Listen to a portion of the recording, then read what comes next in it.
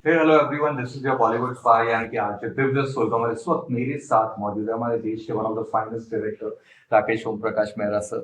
Sir सबसे पहले तो decade congratulations for the decade of Bhaag Milkha भाग। एक ऐसी फिल्म थी जो उसने अपने आप में बहुत सारे बेंचमार्क्स बनाए थे, लेकिन शुरुआत अगर करें तो मुझे जानना चाहूंगा कि फिल्म कब ऐसा लगा था कि यार पिक्चर सक्सेसफुल हो गई है, बहुत बड़ी हिट हो गई है and it's reached and it's done that message जो जिसके लिए आपने बनाई थी, वो कब, वो फर्स्ट थॉट कब मिला था?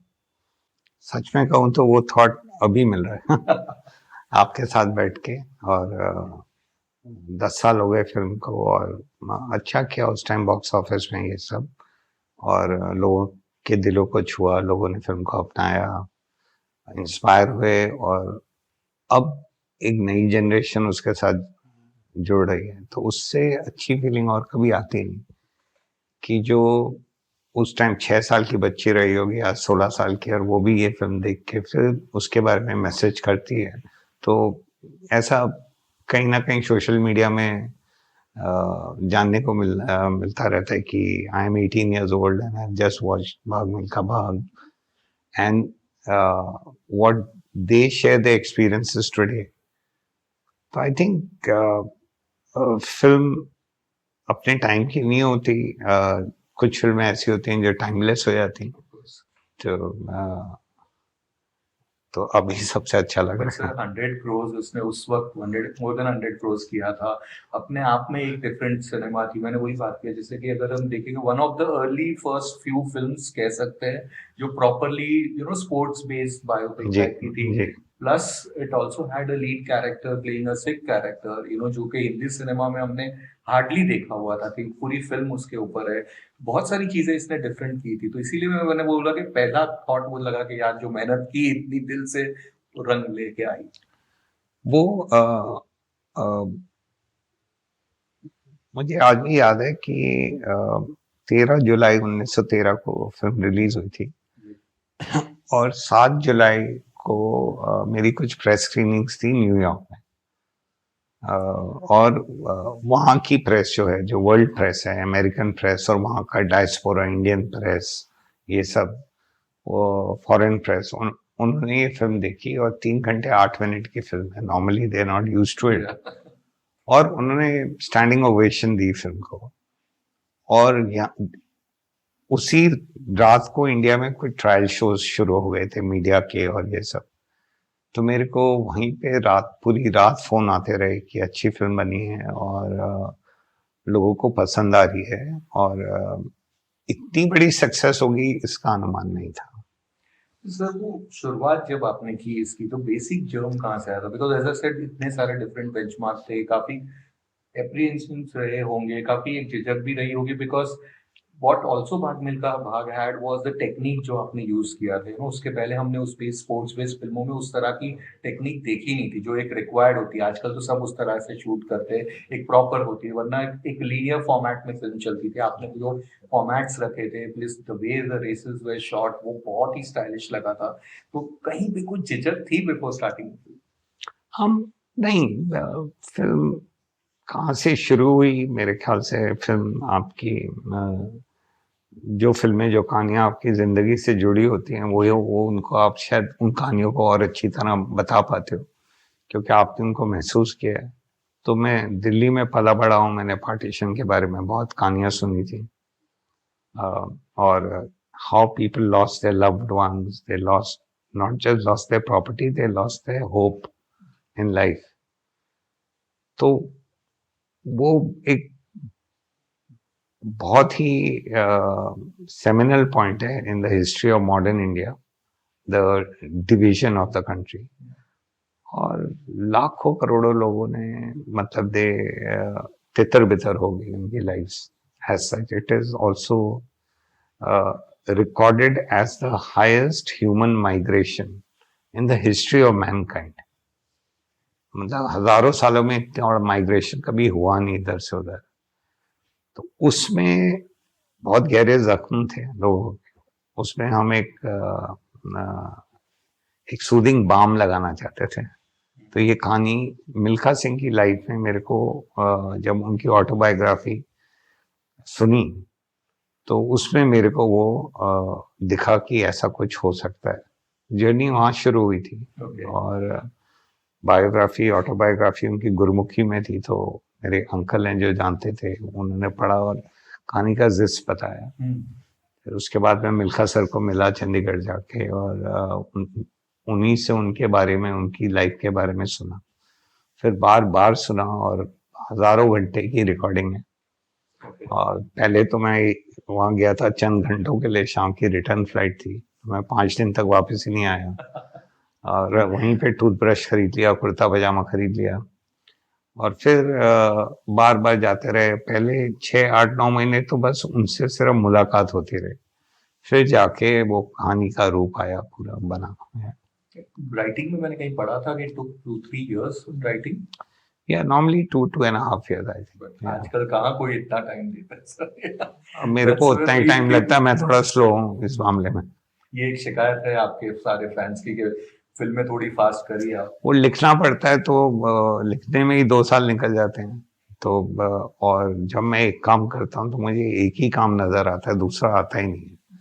तो फिर ऐसा नहीं है कि सब कुछ रेडी है, कास्टिंग हो गई, फिर जब राइटिंग रेडी हो जाती है और किरदार उभर के आता है, तब समझ में आता है कि इसको कौन ये रोल प्ले करेगा। तो कोई खाली तो बैठा नहीं, सबकी डेट्स भी 1-2 साल बाद ही आती है। तो रोल्स के लेके काफी स्टोरीज है सर, तो मैं कुछ नाम बताता हूँ, उससे मुझे बताना कि इनका इन्वॉल्वमेंट कितना तक हुआ था। जी। ओके, सबसे पहले Abhishek Bachchan, was he approach, मतलब नो, क्या था? Abhishek was never approach. Never approach, कहीं पे मैंने अभिषेक देखा। मेरे बहुत प्यारे मित्र हैं। जी। और उन्होंने सुना था जब भाग मिल्खा भाग के बारे में, तो ऐसी मजाक मजाक में उन्होंने ऐसे करके दिखाया मुझे, देखो मैं भी भागता हूँ। ऐसा हम एक प्ले देख रहे थे, बांद्रा में ही एक थिएटर है, साथ में प्ले देख रहे थे जय जी के साथ, तो वो था। तो ऐसा कोई ऐसा फॉर्मल अप्रोच था नहीं। Next one is Akshay Kumar.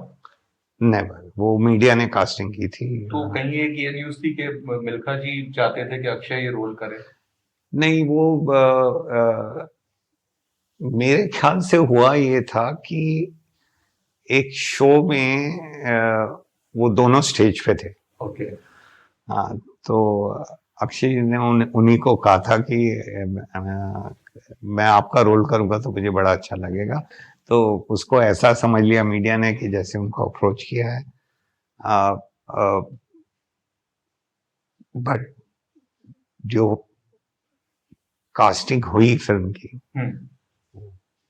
तो वो तब का टाइम है और आज का टाइम है कि ऐसा लगता है कि लगता ही नहीं, ऐसा हुआ कि फरहान अख्तर ने रोल प्ले नहीं किया, वो तो मिल्खा सिंह जिया, और वो बन गए Milkha Singh. Come to that, ये खाली एक जो रूमर्स वाली, रणवीर सिंह अगेन उनका भी नाम था। उन्होंने ऑडिशन किया था फिल्म के लिए, बट वो फिर आगे बात बढ़ी। Vicky Kaushal also audition? No, no, that's it. And Hrithik Roshan, इनका भी नाम आप चाहते थे कि ऋतिक ये रोल करे?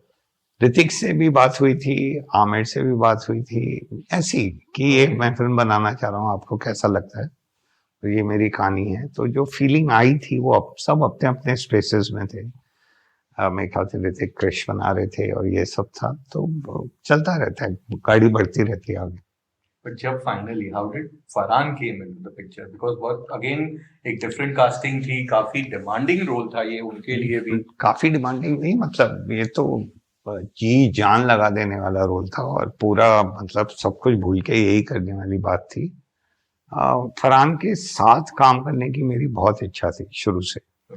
मैंने उनको रंग दे बसंती भी ऑफर की थी, जो करण का रोल है उसमें, जो सिद्धार्थ ने प्ले किया था। बट उस टाइम तो मन ही मन में उन्होंने सोचा होगा ये क्या, उन्होंने एक्टिंग के बारे में उस टाइम इतना सोचा नहीं था।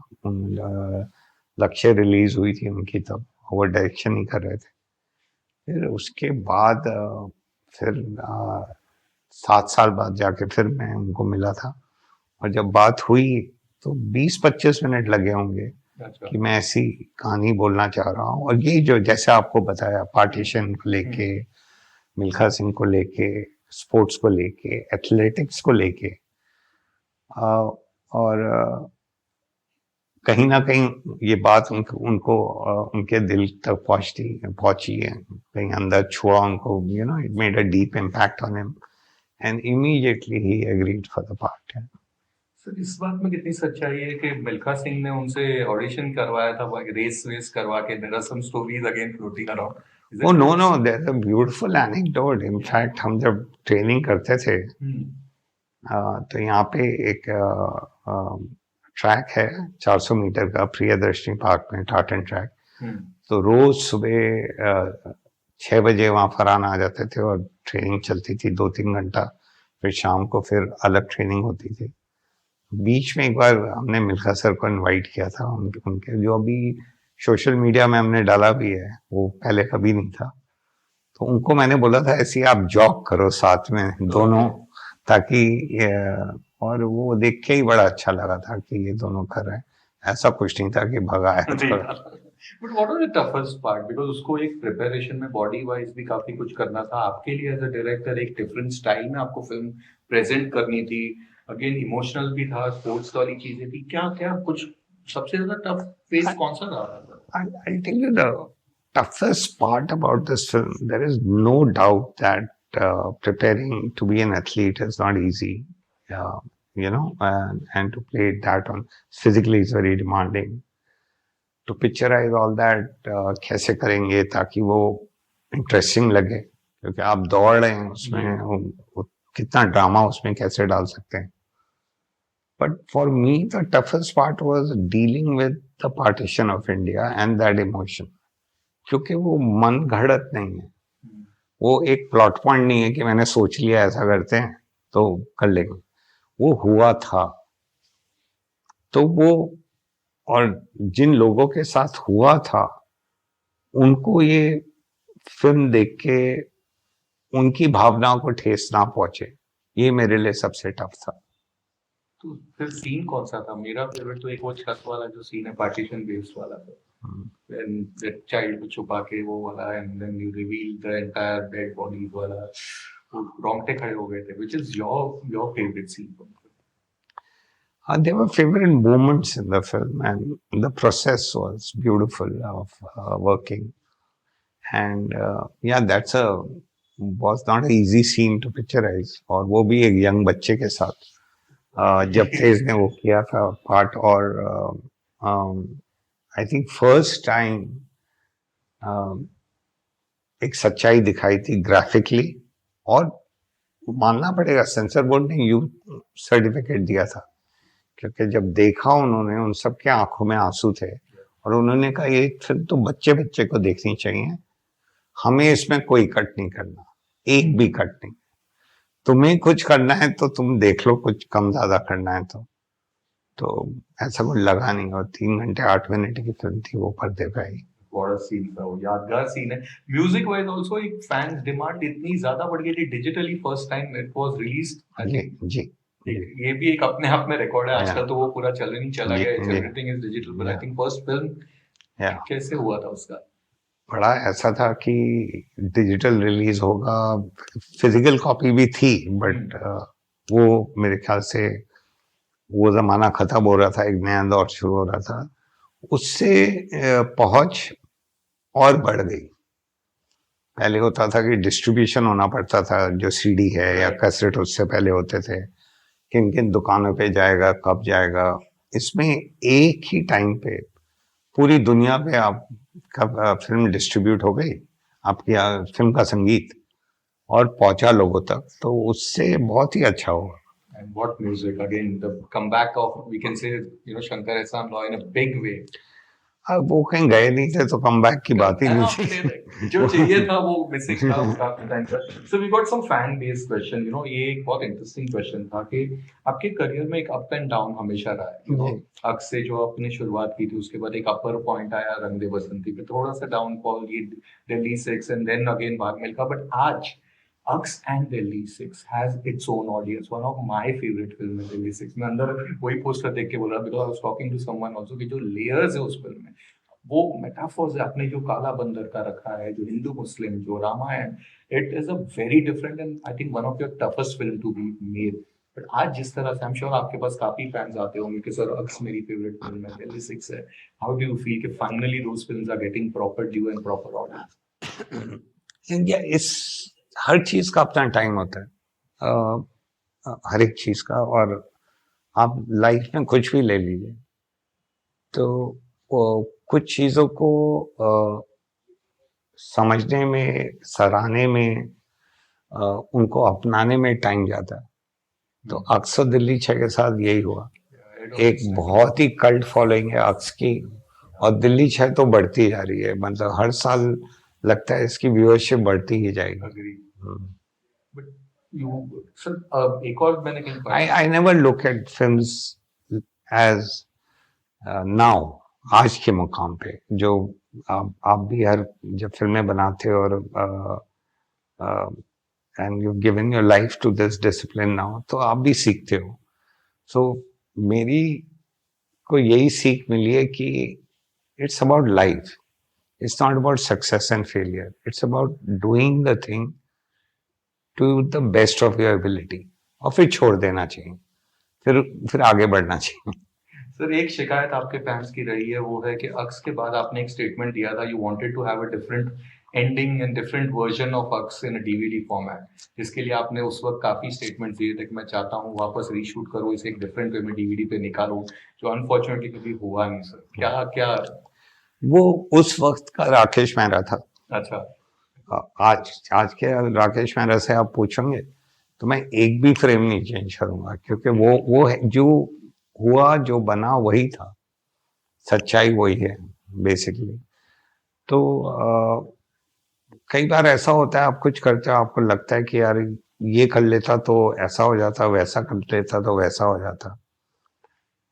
करके देख भी लेना चाहिए अपने लिए कि कैसा हो जाता, क्या लग रहा है। दिल्ली 6 के साथ किया था मैंने, उसकी 6 महीने बाद मैंने उसकी बिगनिंग फिर से शूट की थी, रिलीज होने के बाद। वो अपने लिए, अपनी समझ के लिए की थी।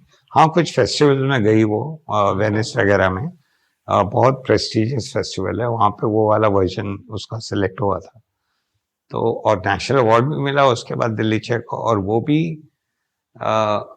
Most deserving award. जब वो अवार्ड आया और अनाउंस हुआ कि Nargis Dutt award, national award for national integration, that was, उससे बड़ी कोई बात हो नहीं सकती उस फिल्म के बारे में। तो वो वर्जन अवेलेबल है कहीं टू सी? अब मेरे पास ही है, प्लीज कभी प्लीज दिखाना सर। एक और जो मौका मिलेगा, 100% मौका मिलना चाहिए यार।